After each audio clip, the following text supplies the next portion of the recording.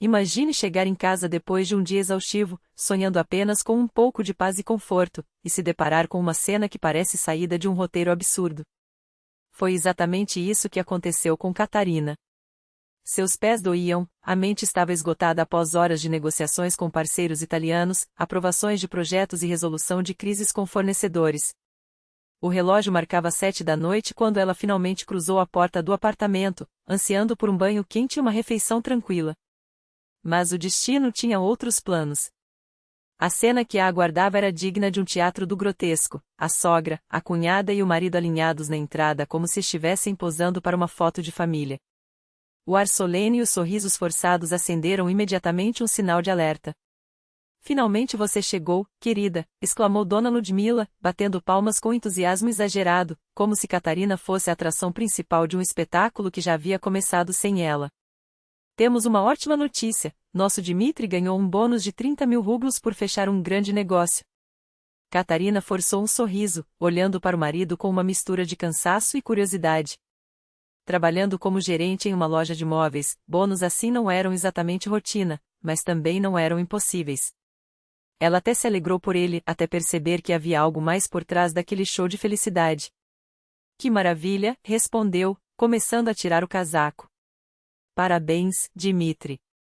Mas antes que pudesse terminar a frase, a sogra já retomava o discurso, praticamente saltitando de empolgação, "E o melhor está por vir. Nosso filho decidiu investir todo o dinheiro em um presente para Tamara. Afinal, ela acabou de conseguir um emprego no banco e precisa causar boa impressão." Aqui, Catarina sentiu o estômago embrulhar. Tamara, sua cunhada de 32 anos, havia passado meses desempregada, vivendo às custas da mãe e do irmão, pedindo dinheiro emprestado sempre que podia. "E o que ele comprou?", perguntou, já pressentindo a resposta. Em vez de palavras, Ludmila simplesmente apontou para os pés da filha. Era impossível não reconhecer, ali estavam seus sapatos. Aqueles mesmos que ela havia comprado em Milão, durante uma viagem de trabalho, em um boutique exclusivo. Sapatos de couro macio, costura impecável, fivela de metal nobre, sua pequena extravagância, seu refúgio de elegância em meio à correria do dia a dia. 80.000 rublos investidos em qualidade e estilo. E agora, ali estavam, calçados nos pés de outra pessoa, como se fossem um troféu. "Não é lindo?", continuou a sogra, ignorando completamente a expressão de choque no rosto de Catarina. O Dmitri se lembrou direitinho do modelo. "Disse que, se você usa, é porque são bons." Claro, tivemos que completar com um pouco mais, já que a premiação não deu, mas valeu cada centavo. Tamara merece o melhor agora que vai lidar com clientes importantes. Catarina virou-se lentamente para o marido. Dmitri, que até então evitava encará-la, fixou o olhar em um ponto qualquer da parede, como se a pintura pudesse absorvê-lo. "Dmitri", disse ela, com uma calma que escondia uma tempestade, "podemos conversar, particularmente?" "Mas que conversa, minha filha", interrompeu Ludmila, com um tom que não deixava espaço para réplicas. "Meu menino comprou, eu aprovei, pronto. Tamara precisa se vestir bem para o trabalho, e esses sapatos são perfeitos." A frase soou como uma faca. Catarina sentiu algo gelar dentro dela. Sem dizer mais nada, dirigiu-se ao quarto, seguida pelo marido, que fechou a porta atrás de si como se isso pudesse conter o estrago. "Eu posso explicar", começou Dmitri, já na defensiva. "Minha mãe viu os seus sapatos, adorou, e quando recebi o bônus, ela sugeriu comprar um igual para Tamara. Disse que seria um ótimo presente para o novo emprego. Eu só pensei que fossem sapatos normais." "Sapatos normais?", repetiu Catarina, sentando-se na beira da cama com uma ironia cortante. "Dmitri, esses sapatos custaram 80.000 rublos. Comprei em Milão, em uma loja oficial, com certificado de autenticidade." O rosto do marido esvaziou-se de cor. "Oh, 80.000? Mas, eu paguei 15. O vendedor jurou que era um produto de qualidade, que valia cada rublo." Ela soltou uma risada amarga, quase um rosnado. "Claro que valia. Para ele. Você comprou uma falsificação barata dos meus sapatos, presenteou sua irmã sem nem sequer me consultar, e ainda por cima achou que estava fazendo um favor. Eu não sabia que os seus eram originais." Pensei que você também tivesse comprado uma cópia, gaguejou ele. E se soubesse, pressionou ela. O silêncio que se seguiu foi a resposta mais eloquente que poderia existir. Catarina levantou-se e voltou à sala, onde a sogra ainda admirava a nova aquisição de Tamara como se fosse uma obra de arte. Dona Ludmila, disse, com uma voz tão fria que poderia congelar o ar, preciso mostrar uma coisa a vocês. Do armário, retirou a caixa original dos sapatos, com a nota fiscal, o certificado de autenticidade e até fotos da compra em Milão. Aqui está. 80.000 rublos. Agora as comparem com o que seu menino trouxe para casa. O rosto de Ludmila foi se transformando à medida que examinava os documentos. Isso é uma falsificação? Murmurou, como se as palavras doessem ao saírem. Uma cópia chinesa de baixa qualidade, confirmou Catarina, apontando para os detalhes, a costura irregular, o couro áspero, a fivela que já começava a oxidar. Olhem bem. Comparem com as fotos dos meus. A diferença é gritante. Mas o vendedor garantiu que era autêntico, protestou a sogra, como se isso mudasse algo. Pode até ser autêntico lixo, retrucou Catarina. O problema não é só a qualidade, Dona Ludmila. É a atitude. Vocês celebraram uma compra feita às minhas custas, sem sequer me perguntar, como se tivessem todo o direito de dispor do dinheiro do meu marido e das minhas coisas, como bem entendessem. Tamara, finalmente constrangida, tirou o segundo sapato, segurando-o como se queimasse. Eu não sabia, Catarina, começou. Não importa se sabia ou não, cortou ela. O que importa é que vocês transformaram uma situação ridícula em um circo de vaidade. Dmitri gastou dinheiro em uma imitação toscas, vocês se orgulharam disso, e agora descobrem que foram enganados. Poético, não acham? Ludmila, vermelha de raiva ou vergonha, ou ambas, explodiu. Esse vendedor nos roubou. 15.000 por uma falsificação. Vamos processá-lo. Catarina apenas balançou a cabeça. Processem quem quiserem. Mas antes, reflitam sobre por que acharam normal agir assim. Por que assumiram que poderiam tomar decisões por mim.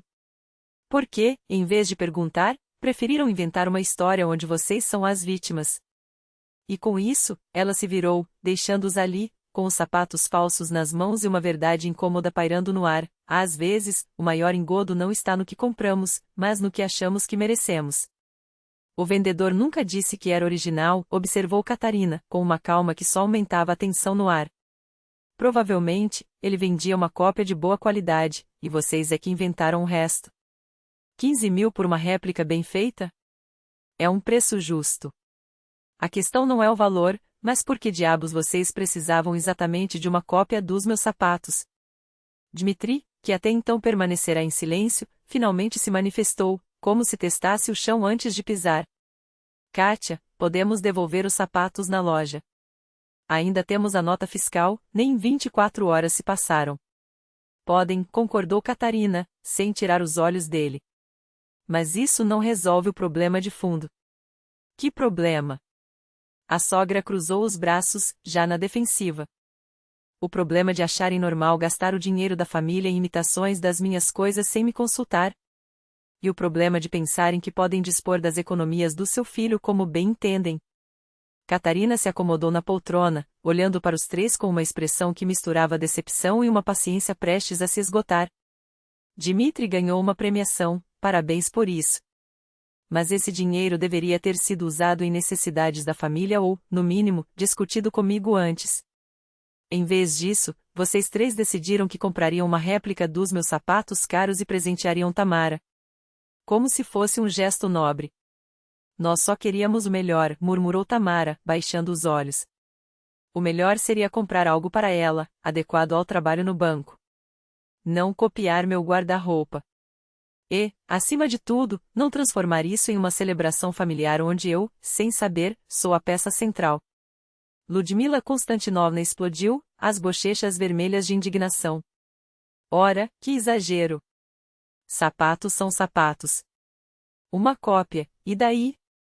Ludmila Konstantinovna, Catarina falava devagar, como se explicasse algo óbvio a uma criança teimosa. Imagine que eu compre uma réplica do seu anel de noivado e passe a usá-lo, dizendo a todos que foi um presente do meu marido. Como você se sentiria? Isso é completamente diferente. Por quê? Em ambos os casos, é cópia do que pertence a outra pessoa. A única diferença está no preço e no valor sentimental. Dmitri, para surpresa de todos, tomou partido da esposa. Mãe, a Kátia tem razão. Eu deveria ter falado com ela antes de gastar esse dinheiro. Você vai pedir permissão à sua mulher agora? A sogra arfava, como se tivesse levado uma bofetada. Vou, sim. Quando se trata de grandes somas ou presentes para a família. Ludmila Konstantinovna olhou para o filho como se ele tivesse acabado de renegar todos os princípios que ela lhe ensinou. Então se virou para Catarina, com um tom entre súplica e desafio. Kátia, e agora? O que a gente faz? É simples, respondeu ela, sem hesitar. Amanhã vocês vão à loja, devolvem esses sapatos e recuperam o dinheiro. Depois, se quiserem comprar algo para Tamara, vão a uma loja decente, escolhem um calçado adequado para ela, não uma imitação barata do que é meu.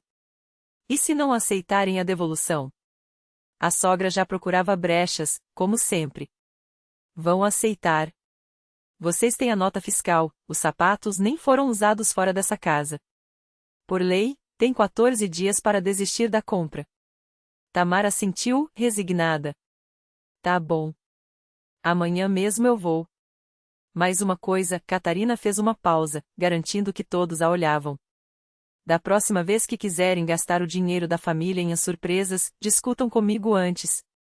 Não sou contra presentes, sou contra decisões tomadas às minhas custas. Às suas custas? A sogra arregalou os olhos. Essa premiação é do Dima. Ludmila Konstantinovna, Dmitri e eu somos uma família. Nosso orçamento é compartilhado. A premiação dele é dinheiro nosso, assim como o meu salário. Mas você ganha mais. E daí? Gastamos com as necessidades da casa, e compras significativas são decididas juntos. Isso se chama planejamento familiar. Dmitri baixou a cabeça, envergonhado. Kátia, a mãe tem razão. Eu deveria ter falado com você primeiro. Ludmila Konstantinovna ainda resmungou por alguns minutos, mas percebeu, aos poucos, que a batalha estava perdida. Meia hora depois, ela e Tamara já imploravam para que Catarina tomasse os malditos sapatos e as ajudasse a recuperar o dinheiro na loja. Katenka, pelo amor de Deus, fica com eles, suplicava a sogra. A gente não sabia que não eram originais. Ludmila Konstantinovna, eu não quero sapatos falsificados. Já tenho os verdadeiros. Mas nós gastamos esse dinheiro. Vocês gastaram com o que escolheram gastar. Amanhã devolvem e recuperam. Se não aceitarem, será uma lição valiosa, não comprar coisas caras em lugares duvidosos. Tamara pegou a caixa com os sapatos, determinada. Amanhã de manhã eu vou à loja. Prometo. No dia seguinte, ela cumpriu a palavra. O vendedor nem questionou a devolução, provavelmente, estava acostumado com clientes arrependidos. Dmitri pediu desculpas à esposa e jurou que nunca mais tomaria decisões financeiras importantes sem consultá-la. Com o dinheiro de volta, compraram juntos um par de sapatos clássicos e elegantes para Tamara, feitos para ela, não uma sombra do que pertencia a outra pessoa. Ludmila Konstantinovna ainda ficou de cara feia por alguns dias, mas acabou se conformando. Agora, porém, passará a perguntar, com uma curiosidade suspeita, o preço de tudo que Catarina usava. Kátia, quanto custou essa sua bolsa? Indagava a cada encontro. Por que quer saber, Ludmila Konstantinovna? Respondia ela, serena. Não está planejando comprar uma cópia, está? Claro que não. Só por curiosidade. Então procure na internet. Os preços estão todos lá. Um mês depois, Tamara foi efetivada no banco e comemorou com seu primeiro salário, comprou um casaco bonito e convidou a família para jantar. Dessa vez, ninguém copiou o estilo de ninguém. Cada um tinha seu gosto, sua identidade. Dmitri aprendeu a discutir as despesas maiores com a esposa, e Catarina, com paciência, explicava à sogra a diferença entre orçamento pessoal e familiar. Ludmila Konstantinovna nunca entendeu por que alguém gastaria mais de 5.000 rublos em um par de sapatos, mas parou de criticar as escolhas da nora. E Catarina continuou usando seus sapatos milaneses, lembrando, a cada vez que os calçava, daquela noite em que quase os perdeu para uma farsa.